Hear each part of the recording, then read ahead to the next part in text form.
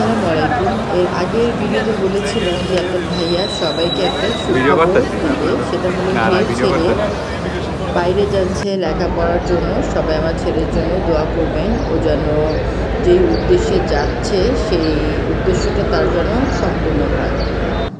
সকাল সকাল নাস্তা করতে চলে এসেছি, দুই বোন মিলে নাস্তা করছি। আজকে লাল আটার রুটি আর হলো গিয়ে আলু ভাজি। আমি আমার প্লেটে আলু ভাজি নিয়ে নিচ্ছি, আর সাথে অবশ্যই চা ছিল, কারণ আপনারা সবাই জানেন চা ছাড়া আমার সকালের নাস্তা হয় না।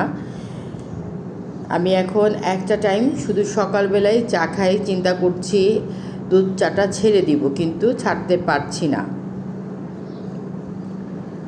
আজকে নাস্তা করে অনেক কাজ, নাস্তা শেষ করে চলে আসছি রান্নাঘরে। দেখেন কত টমেটো চলে আসছে। এবার সস দিতে পারিনি, তাই একটু লেট করি সসটা দিচ্ছি। এটা হলো গিয়ে দেশি টমেটো, আর এটা হলো গিয়ে ইন্ডিয়ান টমেটো।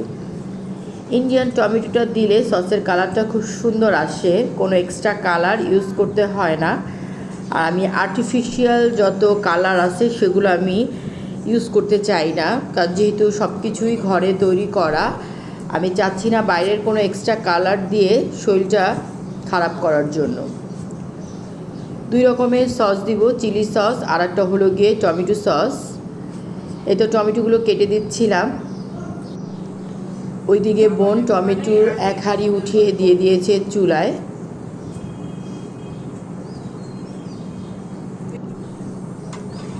এই তো চিলি সস তৈরি হয়ে গিয়েছে, নামিয়ে ঠান্ডা করে তারপরে কাচের জারে ভরে রেখে দিব। এক চুলায় বসিয়ে দিলাম কালা ভুনা। মেয়ে কালা ভুনা আর হলো গিয়ে ভুনা খিচুড়ি খেতে চাচ্ছে, আর অন্য চুলায় পেঁয়াজ ভেজে নিচ্ছি খিচুড়ির জন্য, ভুনা খিচুড়ি রান্না করব। পোলাওর চাল আর হলো গিয়ে মুগের চাল আমি 15 মিনিট ধুয়ে ভিজিয়ে রেখে দিয়েছিলাম। আর এই তো এক চুলায় খিচুড়ির জন্য পেঁয়াজ ভাজছি, অন্য চুলায় কালা ভুনার মাংস বসিয়ে দিয়েছি। দুই চুলায় দুইটা রান্না হচ্ছে। রান্নাটা একটু দেরি হয়ে গেল, কারণ সকাল সকাল সস নিয়ে ব্যস্ত হয়ে পড়েছিলাম।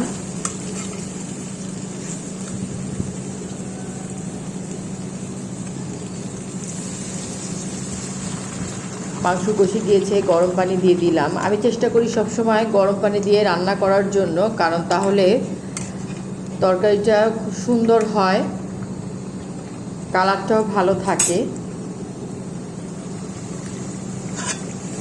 এই তো খিচুড়ির মশলাও কষে গিয়েছে, এটার মধ্যে ধুয়ে রাখা চাল দিয়ে দিব। চাল ডাল একসাথে করে ভেজে নিচ্ছি দিয়ে।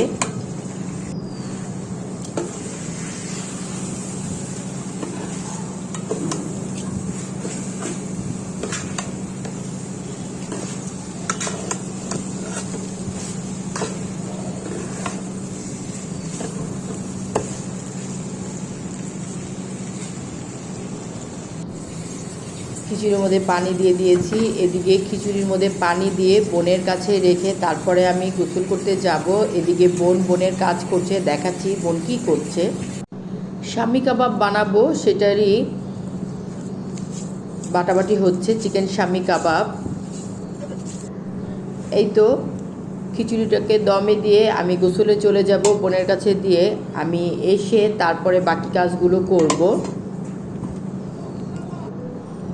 এদিকে এসে দেখি বোন কাবাবের কিমা বেটে তারপরে ডিম মিশিয়ে তারপরে মেখে নিচ্ছে।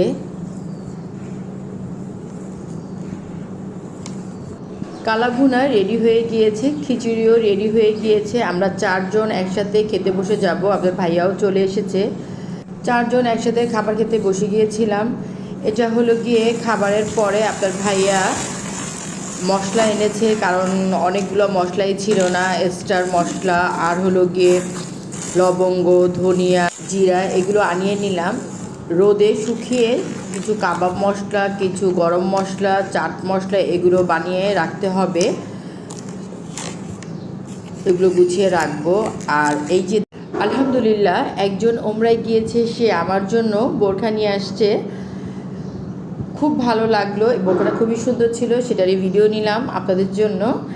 আল্লাহর ঘর থেকে কোনো কিছু পাওয়া সেটা অনেক বড় আল্লাহর নিয়ামত। জমজমের পানি, টুপি, তসবি। আজকের ব্লগ এ পর্যন্তই। আমার ব্লগ যদি আপনাদের ভালো লেগে থাকে তাহলে অবশ্যই বেশি বেশি করে ফ্যামিলি ফ্রেন্ডের সাথে শেয়ার করবেন। যারা এখন পর্যন্ত আমার চ্যানেলটি সাবস্ক্রাইব করেননি তারা অবশ্যই সাবস্ক্রাইব করবেন। আল্লাহ হাফেজ।